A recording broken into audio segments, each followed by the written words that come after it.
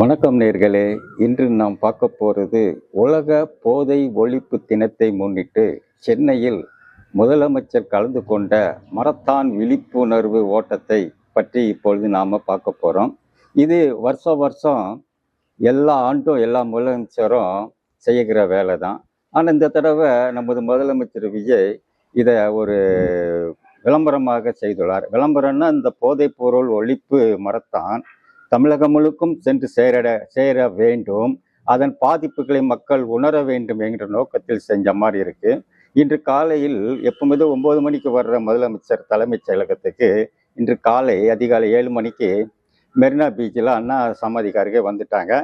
அங்கே அதுக்கு விழாவுக்கான ஏற்பாடுகளை தமிழ்நாடு செய்தி தொடர்பு துறை செய்து இருந்தது. ரொம்ப கிராண்டாக பண்ணியிருந்தாங்க. நிறைய கட் அவுட்டு பாதகைகள் எல்லாம் வச்சுருந்தாங்க. நிறைய மாணவர்கள் அது போல் காலேஜ் பசங்கள்லாம் திரண்டு இருந்தாங்க.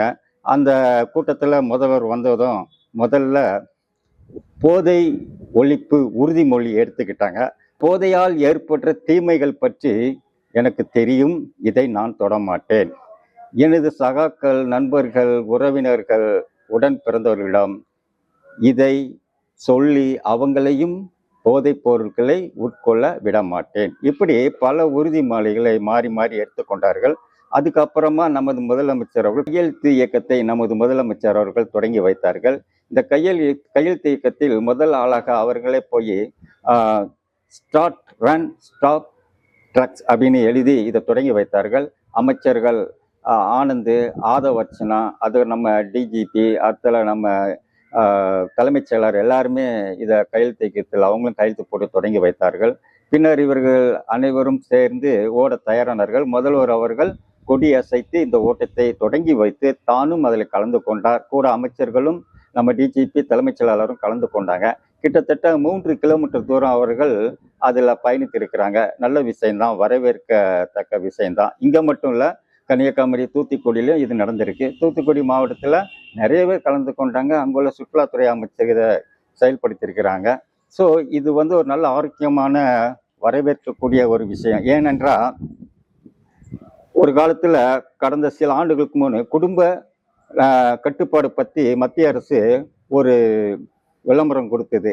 குடும்பத்தை கட்டுப்படுத்த வேண்டும், ஆளுக்கு நாம் இருவர் நமக்கு இருவர் ஒரு திட்டத்தை கொண்டு வந்தாங்க. அந்த திட்டம் தமிழ்நாட்டில் வெற்றிகரமாக செய்தி தொடர்பு மூலமாக செயல்படுத்தப்பட்டது.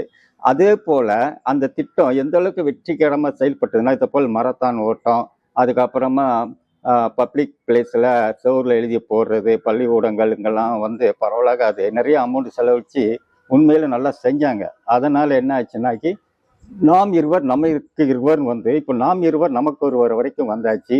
யாருமே அதிக குழந்தை பெற்றால் என்ன பாதிப்பு ஏற்படும், அந்த குழந்தைகள் நம்மளால் வர்ற வருமானத்தை வச்சு பராமரிக்க முடியாதுங்கிறத எடுத்து சொல்லி அதை உணர்ந்ததுனால மக்கள் 2 குழந்தையோட நிப்பாட்டிக்கிறாங்க, சிலர் 1 குழந்தையோட நிப்பாட்டிக்கிறாங்க. அதுபோல் இந்த போதை ஒழிப்பை பற்றி விரிவான ஒரு செயல்முறை இதை போல் அதை செஞ்சால் அந்த குடும்ப கட்டுப்பாடுக்கு அரசாங்கம் எப்படி முன்னெடுத்து செஞ்சதோ அது போல் இதையும் செஞ்சால் கண்டிப்பாக வருங்காலத்தில் போதை ஒழிப்பு பற்றி மக்களுக்கு போதையால் ஏற்பட்ட தீமையை பற்றி தெரிஞ்சு அதை கட்டுப்படுத்துவார்கள். என்னதான் நம்ம கட்டுப்படுத்தினாலும் இதில் ஒரு விஷயம் இருக்குது. என்னென்னா, இன்றைக்கும் பாருங்கள், போன ஆட்சியிலும் சரி என்ன பண்ணாங்க, ஒரு போதை ஒழிப்புக்குன்னு தடை போட்டு கடையெல்லாம் குட்காலாம் விற்கக்கூடாதுன்னு சொல்லி அதெல்லாம் தடை செஞ்சாங்க. தடை செஞ்சால் கூட பாருங்கள் அது அங்கங்கே விற்க தான் செய்யுது. இன்றைக்கி இந்த நேரத்தில் இந்த ஆட்சியில் கூட நடக்குதுங்க. கட்டிட தொழில் செய்கிறவங்க, வடநாட்டில் இருந்து வேலைக்கு வர்றவங்க, இவங்க எல்லாருமே கையில் அந்த குட்கா, அந்த பேர்லாம் சொல்ல விரும்பல, எடுத்து கிழிச்சு கையில் வச்சு கசக்கி அதை வாயில் போடுறாங்க. நம்ம முன்னே நடக்குதுங்க, பஸ்ஸில் நடக்குது, எல்லா பக்கம் நடக்குது, பொது இடத்துலாம் நடக்கத்தான் செய்யுது. அந்த குட்காலாம் தடை செஞ்ச பிறகு உள்ளே எப்படி நடமாடுது, அதை இந்த அரசு கண்டுபிடிக்கணும். அதை போல் குட்கா, சில போதை மாத்திரைகள், இது சாதாரண குடும்பத்தில் நடக்குன்னா, பெரிய குடும்பத்தில் பார்த்தீங்கன்னா பெரிய லெவலில் டப்பியில் மை மாதிரி வச்சு ஆட்கள்லாம் தடவிட்டு போகிறாங்க. இதுவும் நடக்குது. இதனால் என்ன ஆயிடுதுன்னா, சமுதாயம் ஒரு கீழ் மட்டத்தில் இருக்கிற சமுதாயம் ஒரு கல்யாணம் பண்ணாங்கன்னா 25 வயசுல கல்யாணம் பண்ணாங்கன்னா 2 குழந்தை பார்த்து 35 வயசு 38க்குள்ள அவன் மரித்து போயிடுறான் இந்த போதை பழக்கத்துக்கு ஆளாகி. அப்புறம் அந்த குடும்பத்தை நடத்துவதற்கு அந்த மனைவியும் திருப்பி வேலைக்கு போகிறா, கூலி வேலைக்கு போகிறா. அங்கே இடத்துல அந்த மனைவிக்கு எவ்வளோ பாதிப்பு ஏற்படுது அது சொல்லவே முடியாதுங்க. அந்த அளவுக்கு பாதிப்புல இருக்காங்க. அந்த குழந்தைய பராமரிச்சு வளர்க்கறதுக்கு எவ்வளோ கஷ்டப்படுறாங்க. அந்த குழந்தைங்களும் ஒரு லெவல் படிச்சுட்டு அதுக்கப்புறமா பார்த்தீங்கன்னா, இந்த மாரி வேலை செய்ற இடத்துல மத்த சகாக்களோட சேரும்போது, அது ஒரு கூலி வேலைக்கு தானே போகும். படிச்சு பெரிய படிப்பு படிக்கிறதில்ல. ஓரளவு படிச்சுட்டு போகுது. அங்க வேலை செய்யும்போது அவங்க கூட சேர்ந்த போதை பழக்கத்துக்கு அதுவும் அடிமையாகி, காலகட்டத்தில அதுவும் அதே மாரி ஒரு லெவலுக்கு போயிருது. அதனால அந்த ஒரு சமுதாயம் அப்படியே வாழ்ந்து கொண்டே இருக்குது. ஸோ முழுமையான போதைப் பொருள் ஒழிக்க வேண்டும். இன்னைக்கு டாஸ்மார்க்கு அதுவும் போதை தானே, கொடி தானே, அதையும் கட்டுப்படுத்தணும். அதனால எவ்வளோ குடும்பம் பாதிக்குது.